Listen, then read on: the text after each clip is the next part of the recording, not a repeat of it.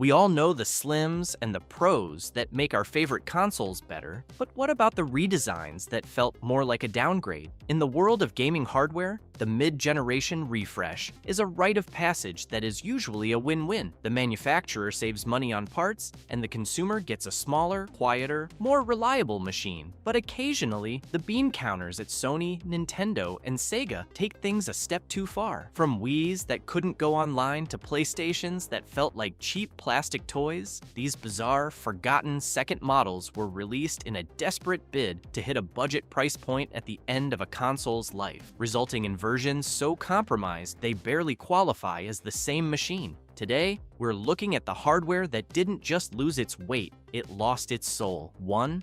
The Wii Mini, the console that forgot the future. By 2012, Nintendo tried to capitalize on the Wii's massive success one last time with the Wii Mini. Though its matte black and red design looked sharp, it was a technical, back-to-the-Stone Age move. Despite launching in a digital-first era, Nintendo stripped away all internet connectivity, killing access to the Wii Shop and online play. They further gutted the experience by removing GameCube compatibility and restricting the video output to a blurry 480i signal. It was a $99 budget console that transformed a revolutionary system into a stripped-down, offline Wii Sports player that looked worse than the original. 2. The Game Boy Micro. Perfection in a thimble. The Game Boy Micro is a fascinating anomaly because, unlike the other consoles on this list, it's actually a beautiful premium piece of engineering. Released in late 2005, it arrived at the absolute worst time possible, just as the Nintendo DS was taking over the world. The Micro was meant to be the final, fashion-forward evolution of the Game Boy Advance line, featuring a sleek metallic body and interchangeable faceplates. The problem, however,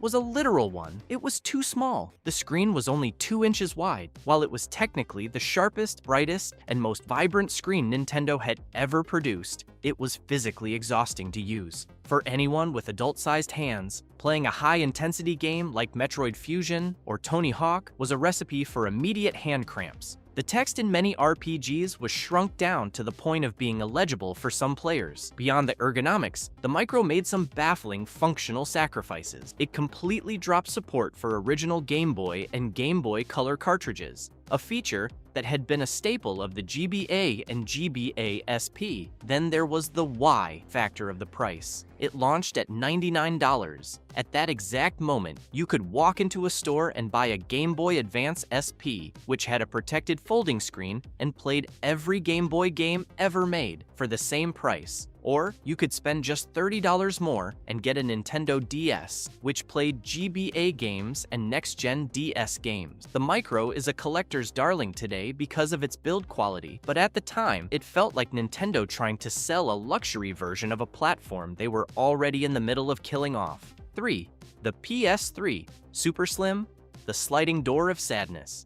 If you look at the trajectory of the PlayStation 3, it's a story of a console that started as a supercomputer and ended as a budget toy. The original fat PS3 was a heavy chrome-trimmed beast with touch-sensitive buttons and a motorized slot-loading drive. It felt like a high-end $600 Blu-ray player. The first Slim redesign was a masterpiece of industrial balance. Then came the Super Slim in 2012. The Super Slim was Sony's attempt to lower the barrier to entry as the PS4 loomed on the horizon, but the cost-cutting was painfully visible. Instead of the premium motorized drive that sucked your discs in, the Super Slim featured a manual top-loading sliding door. To change a game, you had to physically slide a piece of thin, corrugated plastic to the side. It felt flimsy, clicked loudly, and lacked any of the prestige Sony had spent years building. The compromises extended to the acoustics as well. Because the casing was so much thinner and the insulation was reduced to save weight, the console was notoriously loud.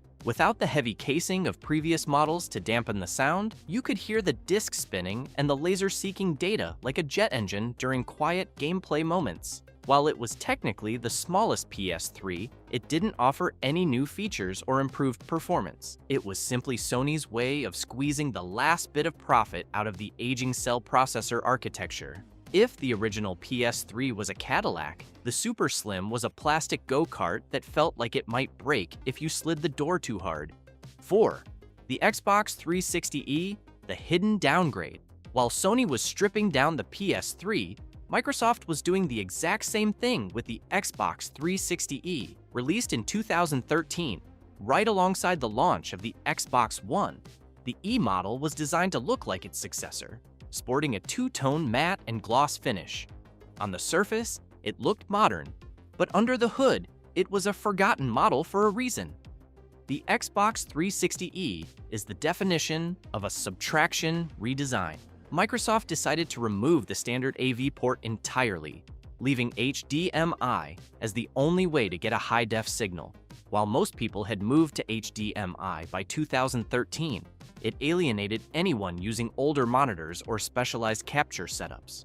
More annoyingly, they removed one of the USB ports, bringing the total down from 5 on the S model to just 4. But the biggest slap in the face was the removal of the optical audio S/PDIF port. If you had a high-end surround sound system or a pair of Turtle Beach headsets that required that optical connection, the 360e was suddenly useless to you without expensive adapters. It was a console that looked like the future, the Xbox One, but performed like a lesser version of the past. It exists in this weird limbo where it's not as iconic as the original and not as functional as the S model, making it the ultimate placeholder console. 5. The Genesis model, the ultimate budget cut. By 1998, the Genesis was but Sega and Majesco tried to squeeze out one last profit with the Genesis Model 3.